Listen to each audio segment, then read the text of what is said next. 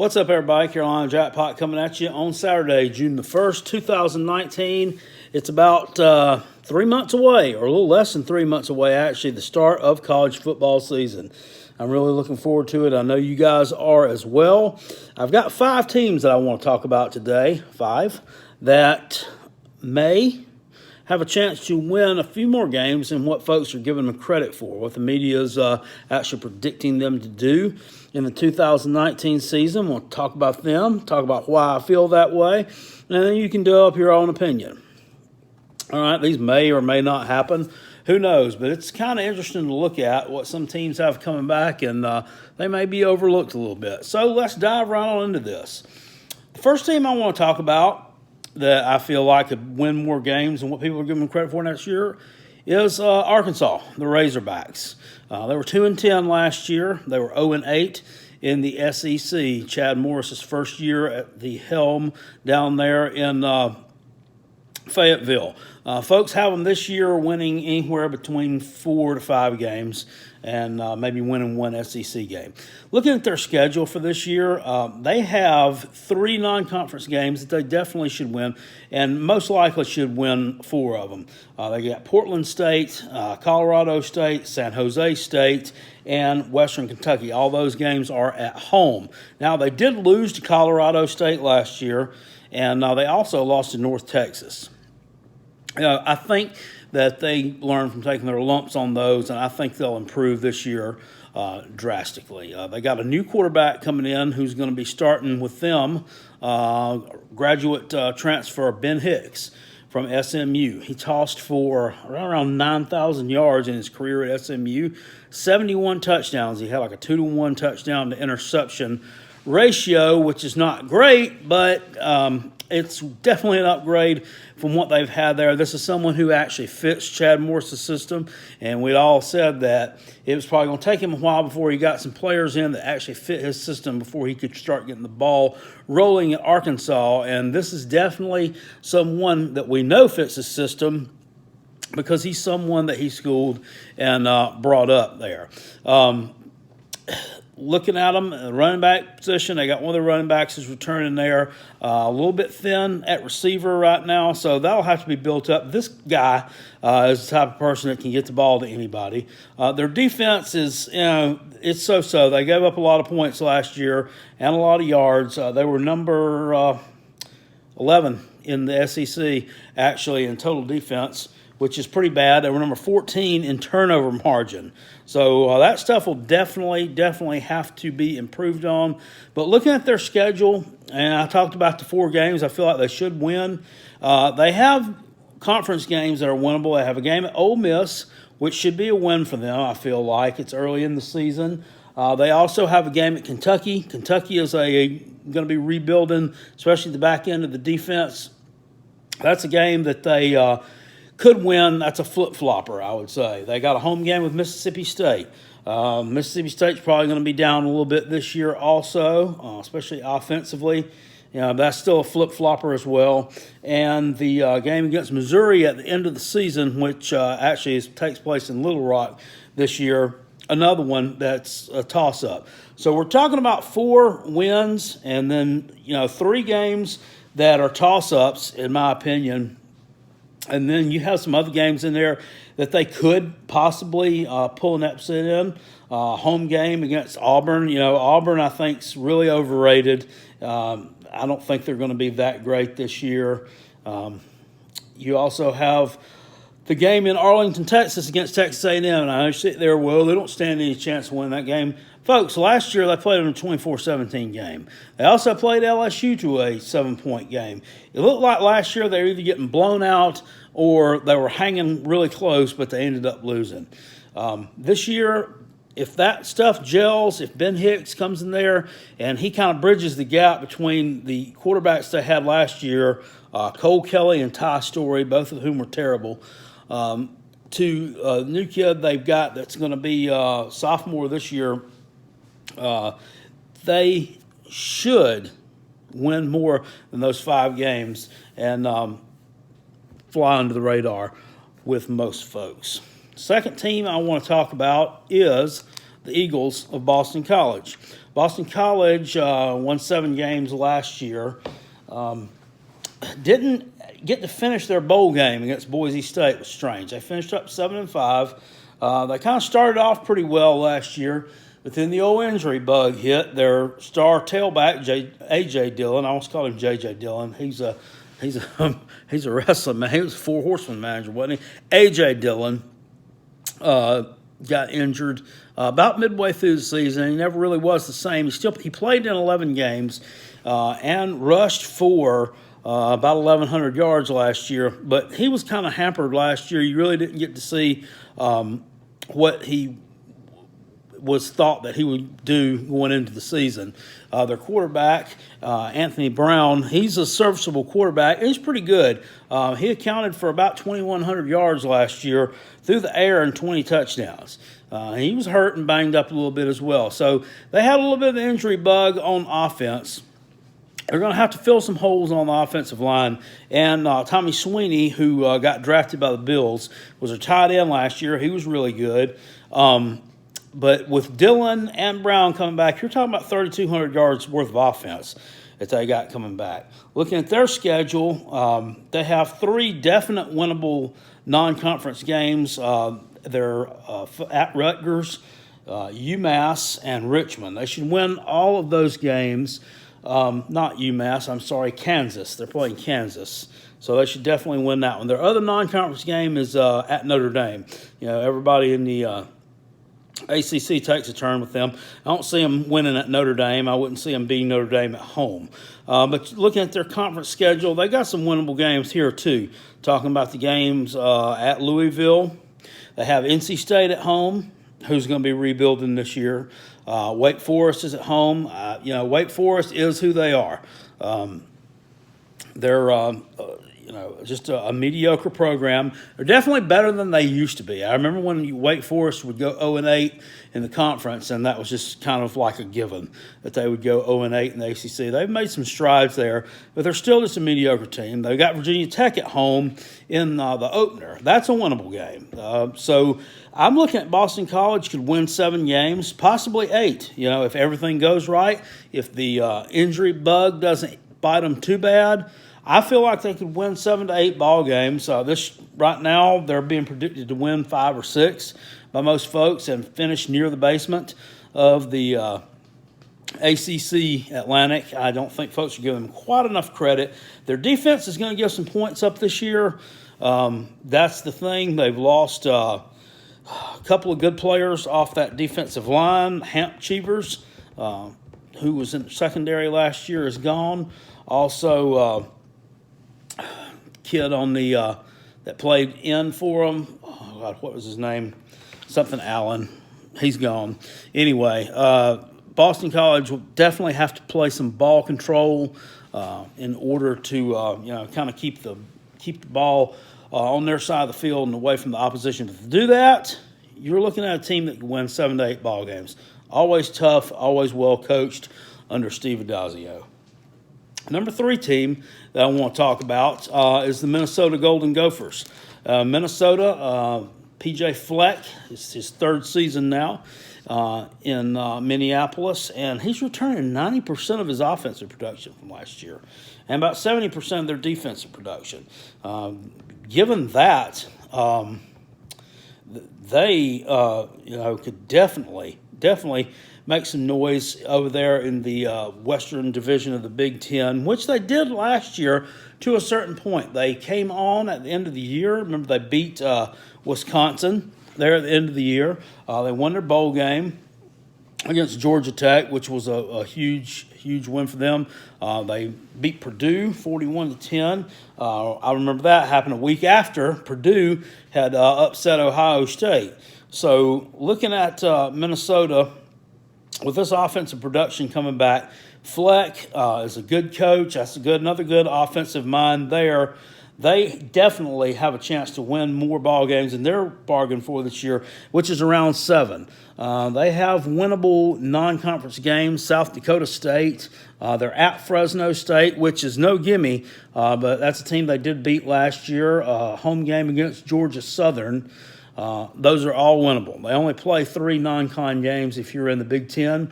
Looking at some other games, Illinois at home, I feel like, is a win. On the road at Rutgers, they should win that one. That's 5. Home game against Maryland should be a win. That would be 6. They lost that one last year on the road, though. The last game of the season, home against Wisconsin. Win. I think they're going to win that one. They actually beat Wisconsin on the road last year. That Wisconsin's another team that's figured to be improved in my book. So that we're looking at 7 right there. The game at Purdue is a winnable game. That would give them 8. The game at home against Penn State's a winnable game. I don't think Penn State's going to be all that this year. That's 9 wins right there. So you're looking at some other games. At Iowa, probably not going to win that one. At Northwestern, you're probably not going to win that one. But Northwestern is no juggernaut, and let's say you could take that one and flip-flop it and lose at Purdue. Okay, so that would still put you in the 9-win category. You have Nebraska at home. That's another team that I think Minnesota can beat. Nebraska, everybody's beating that Nebraska drum this year. I just don't see it. The only thing I see talented on that team is the quarterback. And that's basically it. Minnesota, another team to watch out for. 4th team that I'm looking at really hard is the Appalachian State Mountaineers, App State. Now, they're predicted to win about 9 to 10 games anyway, but looking at them, man, they are loaded. They have 9 people coming back on offense, 9. All their skill players are coming back, all of them. 6 players coming back on defense that was pretty dang good last year. This offense, though, you're also factoring in here that you have a huge get here with your coach. He's an offensive mind, Eli Drinkowitz.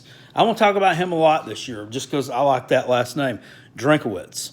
Drinkowitz is a guy who commandeered that passing attack at North Carolina State, which has been really prolific the past couple of years. So hopefully he doesn't get too pass happy there at Appalachian State, because who they are is a power running team that throws the pass in there occasionally. Darrington Evans was over 1,000-yard rusher for them last year, and that's just a cusp of what he can do there. Zach Thomas, quarterback. It seems like they have a quarterback, a 4-year starter at App State that just stays there forever. They had Taylor Lamb before. Now this guy is a junior. He's been the starter for the past 2 years. Really, if you have continuity like that and it's a good player, man, you can win a lot of ball games and kind of masks a lot of weaknesses that way. Most folks are taking them to win like 9 games this year. I'm going to look at their schedule and say they could go 11-1. Okay, and I am biased, but I'm looking at their schedule. Their non-con games are East Tennessee State, win, Charlotte, win, at North Carolina, win, and out South Carolina. I think that one's a loss for them. I think it's going to be a close game, really too close for comfort for my guys, but I think we pull the win out there. The rest of their games, their conference games, I could see them running the table. I could see this team going 12-0. I could see us losing to them in Columbia. That is not out of the realm of possibility whatsoever. I mean, this is a solid team. They've, got a lot of people back. They've had a lot of continuity. Yep, we're flip-flopping. We're bringing in a different head coach, but, I don't think it's going to change the culture a bit. I think he's going to, just slide right in there like a hand just sliding into the perfectly sized glove. I mean, he's going to fit in really good there. No one in their conference, I don't think, is going to challenge him outside of maybe Troy. Louisiana Lafayette, perhaps. They got a pretty good young coach, too. Well, he's not really that young, but as far as being a head coach, he is. Billy Napier was one-time assistant at Clemson with Dabo Swinney. He's over there with old Dabo. And also played or coached for Nick Saban for a while down in Alabama. Napier's from Furman, right over here near me in Greenville. So I could definitely see App State winning more than 9 ball games, which is what they're predicted to do this year. make sure you keep your eye on them. Oh, yeah, their defense coordinator, Ted Roof, he's pretty good too. He's been around for a long time, guys. He's been head coach at Duke. He's just been 1,000 different places. So I think that definitely plays in their favor. Last team I want to talk about that I think could exceed expectations in 2019, the Arizona State Sun Devils. Herm Edwards. You play to win the game. Telling you, last year, did he not surprise some folks? They ended up, 7-6 last year. You have people out there that think they'd win like 2 or 3 ball games, or like, why they hire this guy? I mean, what are you doing? But, it looked like they did pretty well. Now, granted, they have to replace Manny Wilkins, who was their quarterback last year. He did a really good job for them. That is going to be huge. It's going to be huge. They're going to have to at least get some serviceable quarterback play out of Dylan Sterling or Jordan Daniels, freshman that's coming in for them this year. But the reason why I think they win more than the 6 games that people are predicting them to win this year is Benjamin, their tailback. Over 1,600 yards last year. He also has a kid in front of him named Cole Cabral at center. Oh, he's pretty good. He's only a consensus all Big Ten player.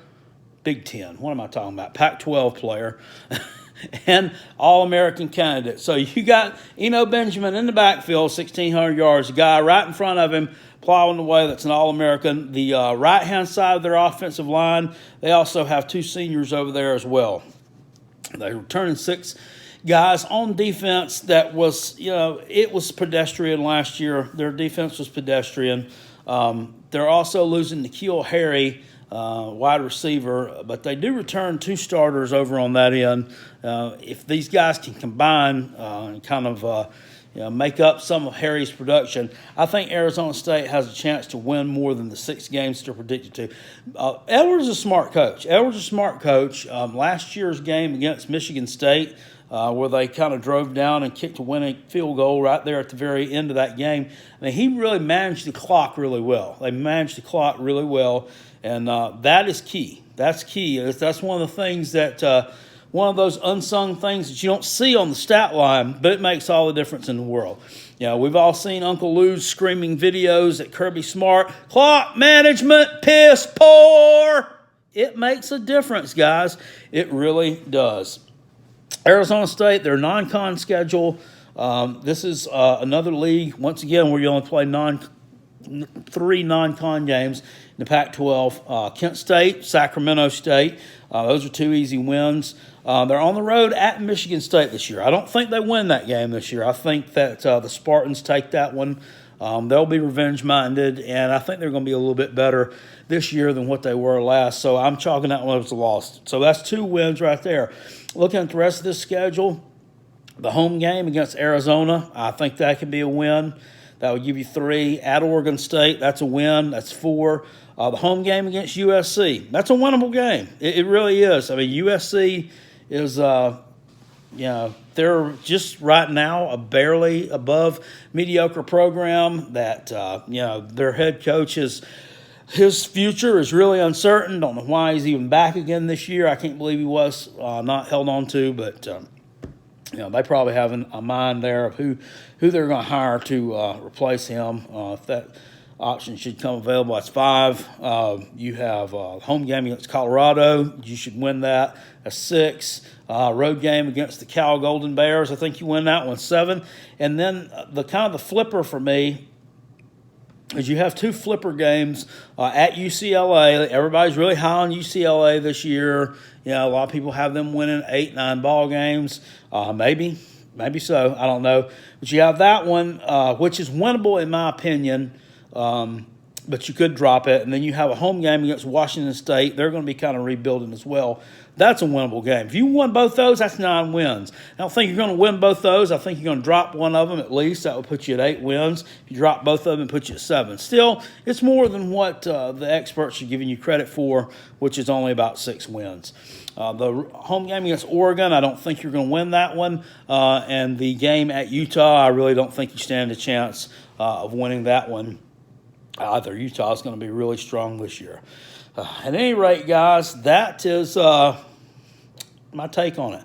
Those are 5 teams I think are going to win a few more than their share in 2019. Hope you guys enjoyed the video. If you did, make sure you comment down below, like, subscribe, click the little bell so you always get Carolina Jackpot's videos whenever I post one up. I'm trying to post one up a day all summer long, college football related.